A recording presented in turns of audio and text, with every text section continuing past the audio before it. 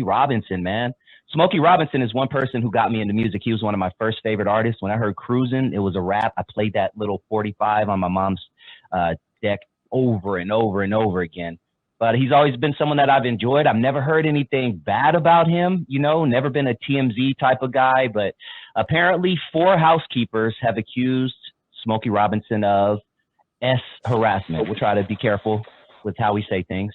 But 4 anonymous housekeepers sued him, and it looks like it's up in the $50 million range right now. Everything from rape to sexual assault and all of the above, man. What are your thoughts when you're hearing this fresh off the press? I want to know how old this stuff is. That's my first question. After Bill Cosby, that 30-year-old stuff Bill Cosby got hooked up on, I want to know how old this stuff is. Smokey 80 years old, man. Smokey 80 years old. Okay. I don't know, man. I can't say he didn't do it. I don't know the man personally, but most 80-year-olds are glad he got to bed, not long trying to get in somebody's. Come on, man. Now, if it's old, y'all know he goes some more bullshit. Okay. Back in the day, Smokey was the man. He was like the black Frank Sinatra, man. Smokey, everybody loves Smokey. Smokey, green, light-skinned, green-eyed brother, man, sing his ass off. Come on, man. Smokey ain't got to take. No. It's like with Bill. When Bill was hot, Bill was the hottest black man going. He was rich, good-looking, on TV.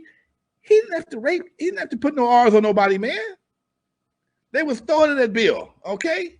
And being that I've been in that position before, because you took it, and all of a sudden somebody says, "Oh, you know what? That was 30 years ago." Yeah, he gave, you know. And I think I'm not saying this is the case, but because there are no consequences for filing frivolous lawsuits, and so many people, so many law firms get paid just to make people go away. They sue you for $10 million, get you 100,000. It's 100,000 you had more before you. Kobe Bryant, perfect example. Allegedly, it's $100,000 more than you had from the lawsuit. Plus, you're gonna get the notoriety. You're gonna get all this extra TV time. The lawyers and the defendants, and the people that's suing are gonna get all kind of FaceTime on the internet and social media and TV. Smokey's a big name. I mean, come on, man. This dude's 80 years old. You ain't. I noticed. I want to bet you 85 actually. That I'm looking at it. That's a little. 85. At that age, at that age, 5 years makes a difference, right? Come on, man. Yeah, 85, dude. Come on, man. Come on. So you must be talking about something real old. 85-year-old man. He a pretty easy target to whoop his ass. Okay. So I just got a little bit more information. 85-year-old, one of the plaintiffs alleged that the singer would summons her to the bedroom in his LA home and greet her wearing only his underwear. Now, here's the kicker, Lonzo. We're about to get the answers right here. He would then assault her, despite her protestations, with the suit claiming there were 7 such attacks between March 2023 and when she felt compelled to resign in February 2024. So they're telling us that this is an 83-year-old guy doing this. The 4th woman says the singer began assaulting her in 2007 when she traveled with him to his Las Vegas home. None of the women are named in the suit. See, I think that's some bullshit. I think if you put a man's name out there saying they did something to you, your name should also. Thank you. Talk to me. Everybody got to be on the front line. If you said I did it, damn it, because you know doggone well, if you did not do it, if you just do this for the money and you're protected, you're ruining this man's reputation. Meanwhile, you go run around anonymous. Oh hell no! And wait. The first one said it happened like 7 times. 7 times between March 2023 and when she resigned in February 2024. So less than a year. Y'all dating? I don't give a damn. 7 times? That's bullshit. Y'all dating? You got mad because somebody got pissed off because you either got cut off or something to that effect. And a lot of times, that's the problem. She didn't got cut off, so now he's a goddamn aura. Okay, come on, man. You can't do that to a person 7 times. 1 time and they came back 6 more times. Miss me with that bullshit. Miss me with that bullshit. 1 time is constitutes a case. 6 times, y'all got a relationship. I'm sorry. Y'all in a relationship, okay? And maybe he wanted to cut it off. Maybe he didn't give you more what he wanted. He might have ran out of some little blue pills. He probably can't do it like he wanted to do. But some reason, after 7 times, you decide to file a lawsuit. That's the problem we have right now in America. Somebody can do some shit 7 times, and on the 7th time, it maybe didn't do like you wanted, didn't respond with it. Maybe bought you cab fare. All of a sudden now it's a case. That's bullshit. That's bullshit. Yeah. And it happens on a smaller scale, unfortunately, to men probably every day in this country, at least one. And we don't hear about them, but there are some vindictive ass, horrible women out there who ruin men's lives. Yep, they get away with it. There's no repercussions, man.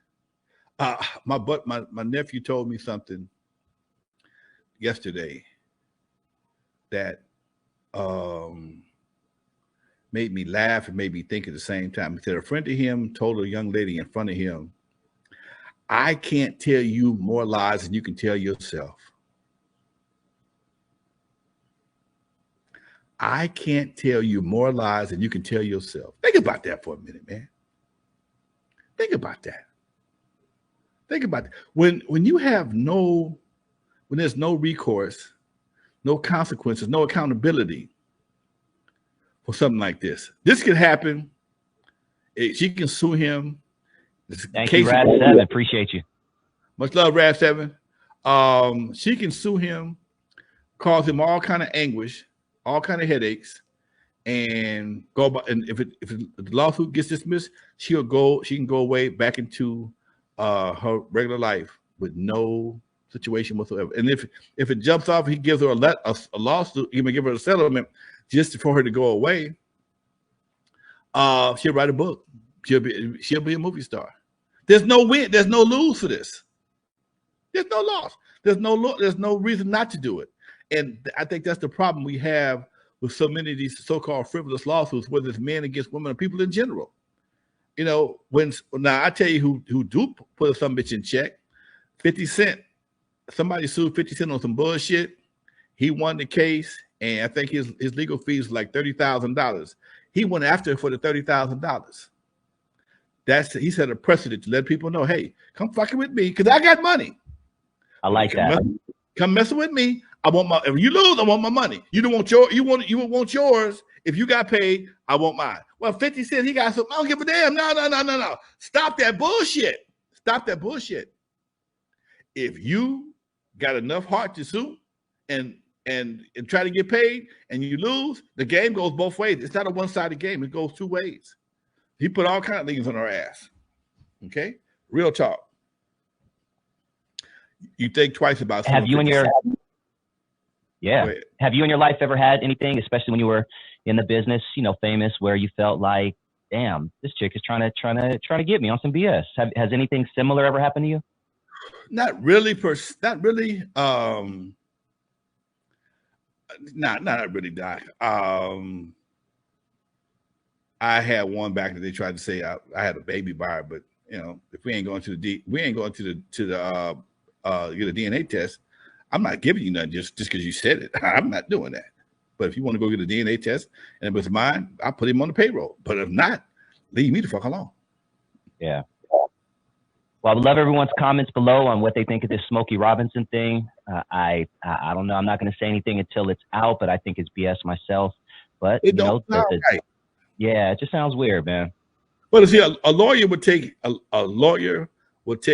anything, especially against somebody with some money. Smokey he paid for life. He ain't gonna need it a whole lot much longer. I mean, 85 years old. Keep it at 100.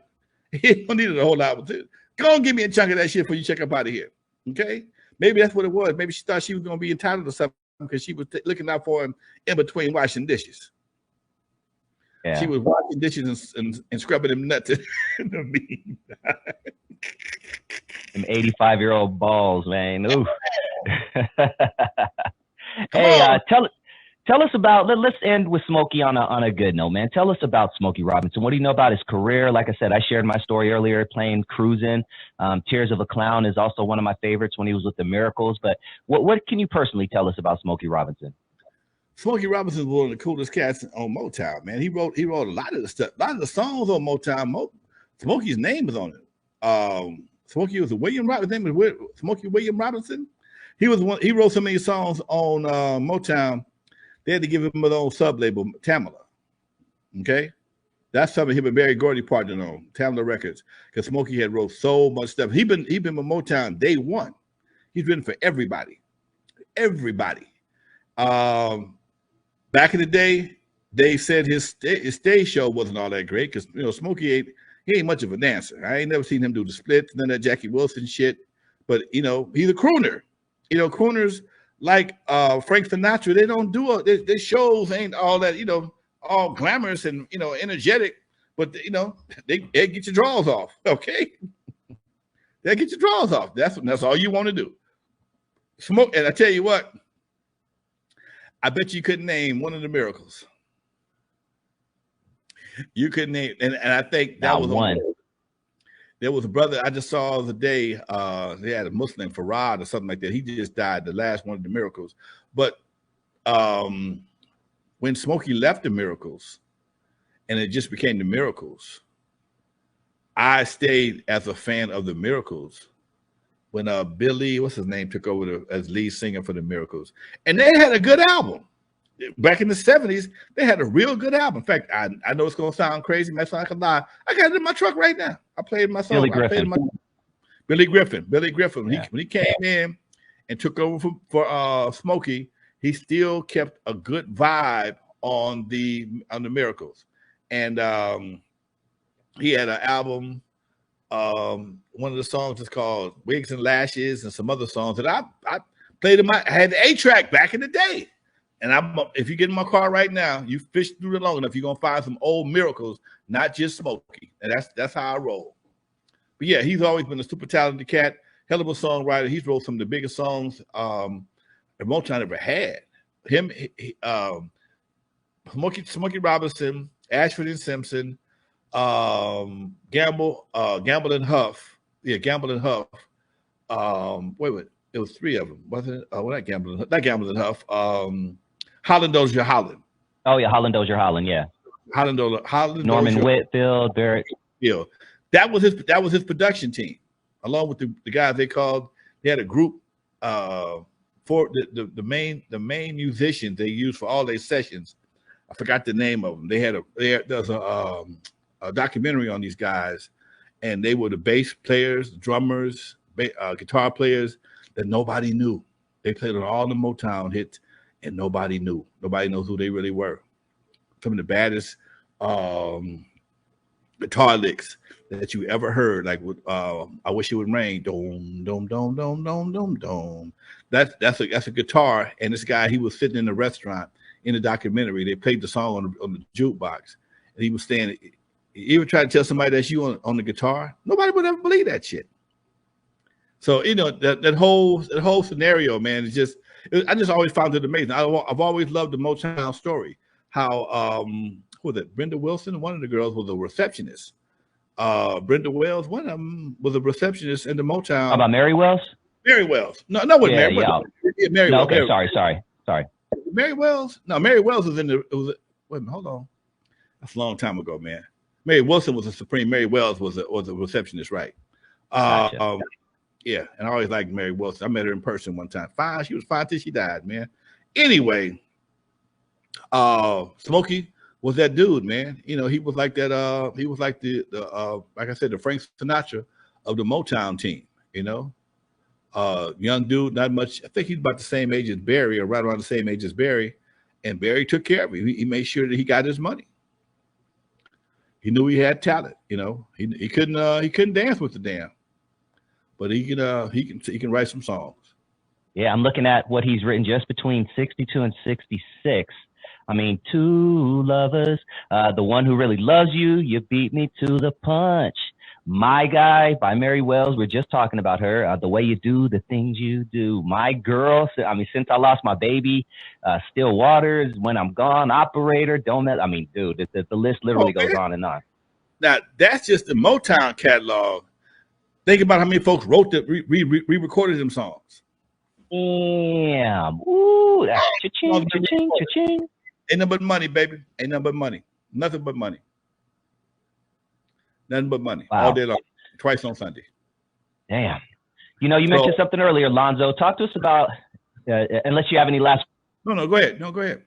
Words on Smokey before we kind of move. Yeah. Talk to us about, man, you said you were bumping those 8-tracks back in the day. Talk to us about the 8-track, man. What do you know about the beginnings of the 8-track? Why did it kind of, die out? It was a very